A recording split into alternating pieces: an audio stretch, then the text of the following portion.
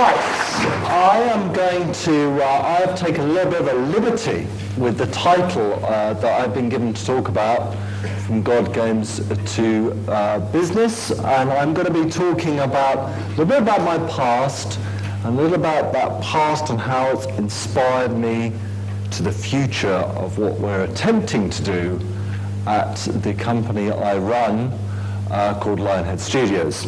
I am, for my sins, a computer games designer. I design computer games, and what that actually means has changed radically over the years. It's changed from me being a pretty atrocious programmer, and by the end of this lecture I'm going to convince you I'm one of the worst programmers around, but fortunately I turned my terrible programming skills into a whole genre called God Games, and I'll talk a little bit about that.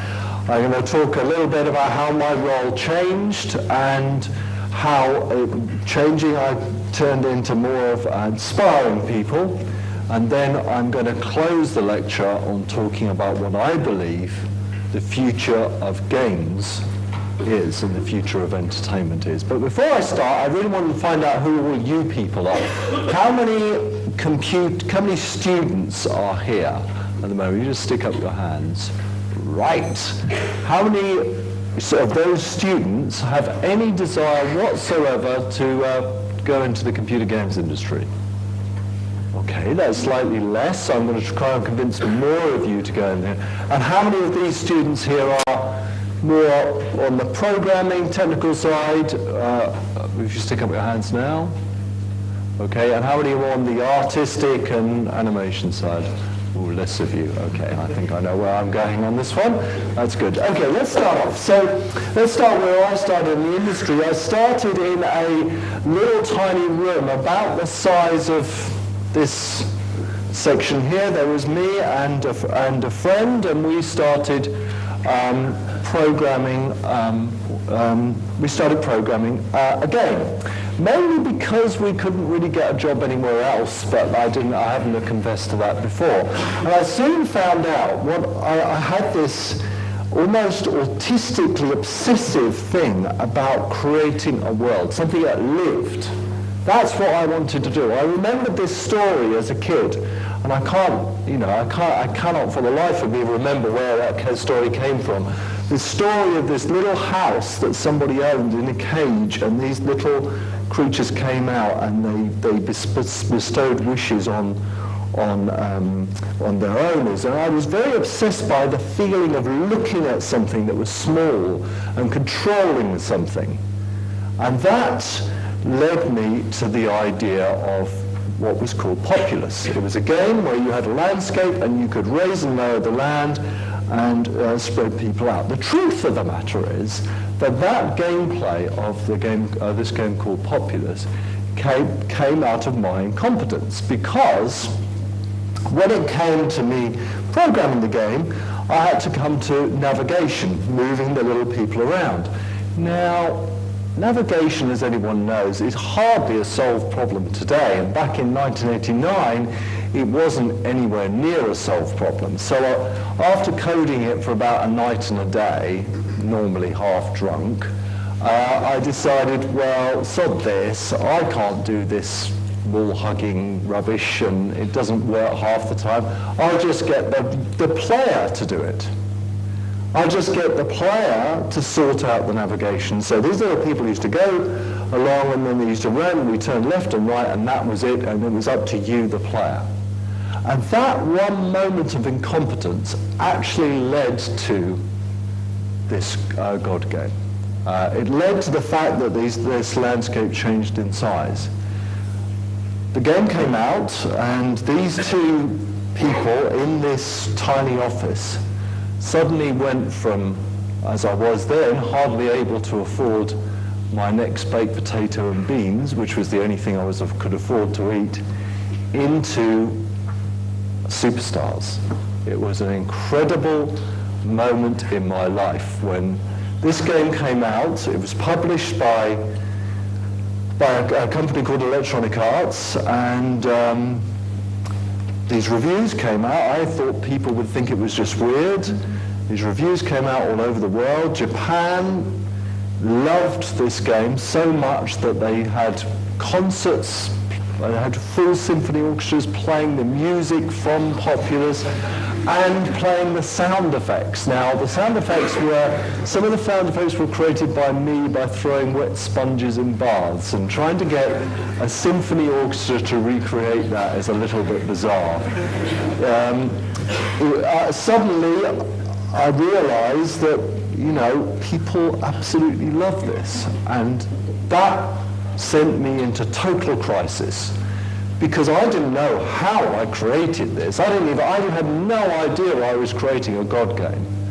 I just created something, every day I came into the office and sat down, the game changed a little bit.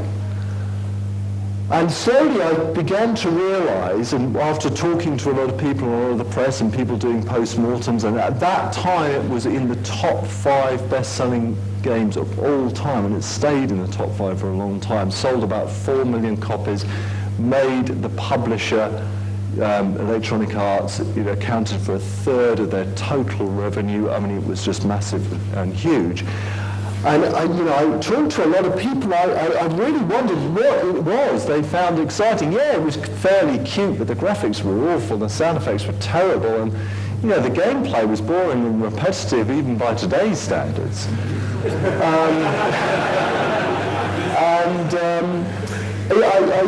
I suddenly realized something, and that this realization is the linchpin of what I'm going to inspire you with today. I realized that people believed there was more in this game than there actually was. They believed that these little characters that came out of a house that were the most stupid little characters that have any existed in any game ever actually were curious. And there was a whole article written about the AI of Populous. Now bear in mind, let's go back to those drunken days where I couldn't code, and bear in mind that I knew the truth, and this was quite scary. And that is a fantastic moment of inspiration.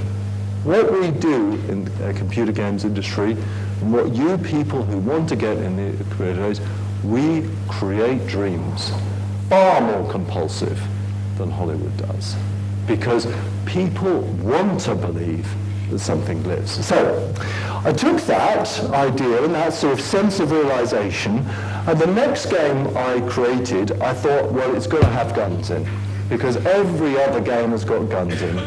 And if my game doesn't have guns in, we're destined for the scrap heap. And I created this game called Syndicate. And it was this game where you had a band of 4 people and you ran around the city and you chased the baddies, but there was the collateral damage of all the citizens in the city, and you could shoot a gun. And again, a lot of this was coded by me pretty atrociously. Fortunately, we had more staff who could do the navigation routines this time. But the whole point we found is that setting this game in what we called a real city, of course it wasn't a real city, just added to the drama of what's there. Now, what the reality of this was is that you had your main characters running around. You had these little characters, which were the population, just all moving around the world and walking in buildings and walking out again. Very, very simple. When that game was released, again, it was hugely successful. It was much more of a gamer's game, so it was not as successful as Populous. It didn't sell 4 million copies, but it was, it sold just about 1 million copies. And the same thing happened again. People started talking about this city as if it was real. They started attaching to these 8-pixel high sprites where you couldn't, there's no way you could tell whether hardly male or female. They started to attach humanistic characters.